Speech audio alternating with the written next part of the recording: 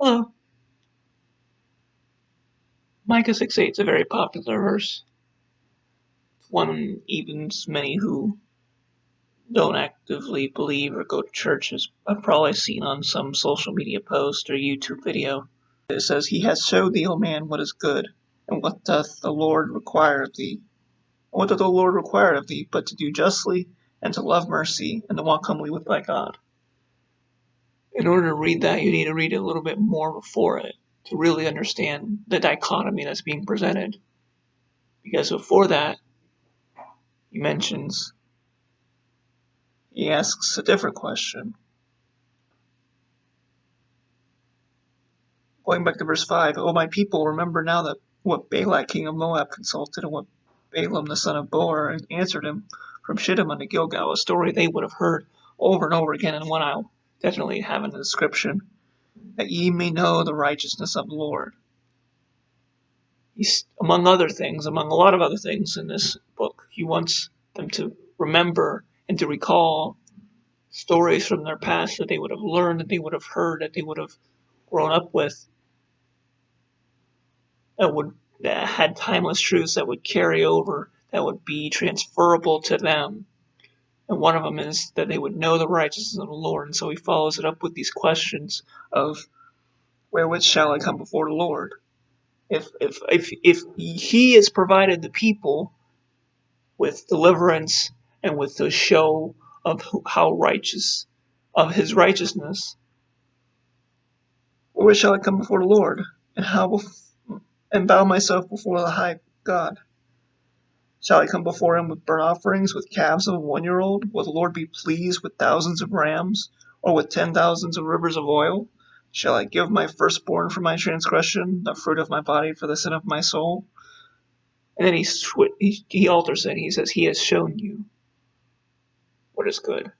You put up forth all of these ideas, these hybrid ideas of mixing what you know of the Lord or what you know from other places, and you present or these outward expressions that you think are just a matter of doing the right thing, giving enough. Do I need to give this? Do I need to show that? And he's saying he has shown you what is good. And what does he require of you? But to do justly, and to love mercy, and to walk humbly with your God. We get so carried away in the show. Me just as much as anyone. We all do it. Just one degree or another. We get carried away in presenting that we believe. Presenting that we live.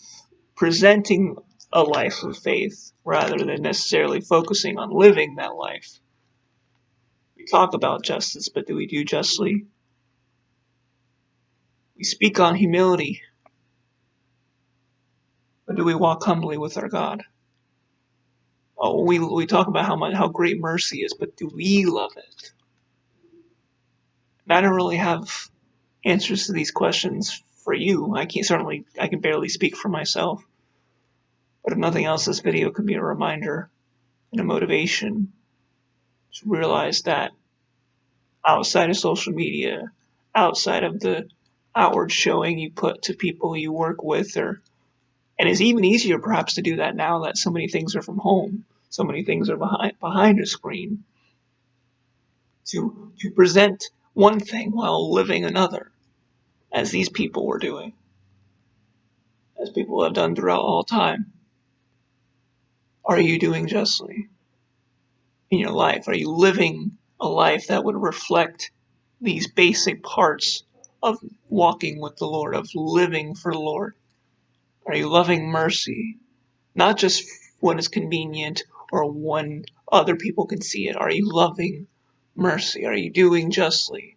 Not when it's the hashtag great thing to do. Are you doing justly? And are you humbly walking?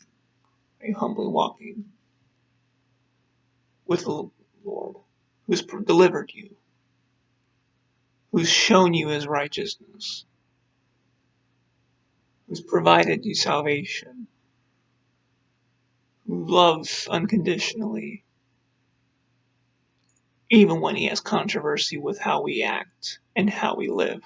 He still loves us enough to be like, hey, remember what you already know about what is necessary to walk with me, what is necessary to live the life that I present for you to live. And of those things he mentions here, but to do justly, and to love mercy, and to walk humbly with thy God.